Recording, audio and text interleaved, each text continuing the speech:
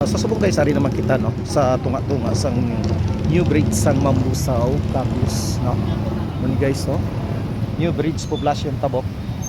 Then ang poblacion proper no. Kag amo naman ini ang Old Bridge no.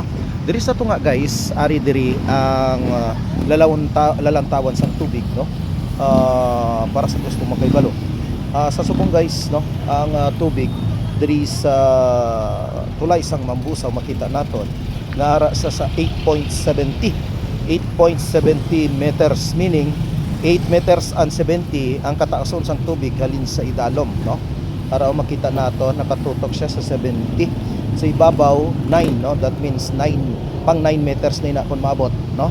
Ang total nga kadalumon kun maabot ang tulay ara 12 meters, so malayo pa sa actually manabaw pa lang gid ini as compare sa mga previous nga baha. So amo ni guys ang sulukatan diri nga ginalantawan sa DRR naton in the RMO sa aton PNP kag sa mga Bureau of Fire.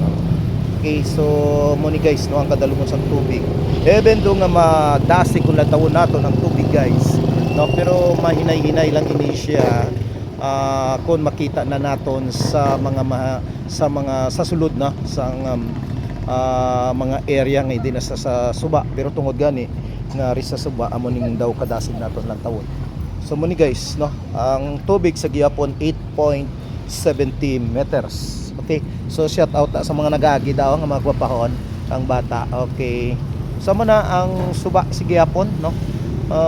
Dara pakita naton no, ang gitutukan naton kina ang ginalinan sang tubig baha nga di pa na sa Mindan magi sa dam sang Mambusaw. So balik kita diri guys, amo ni ang misyura no, ang lalantawan sang aton tubig kun ano nang kataason. So mo lang na guys, madamo ginis salamat, bye bye.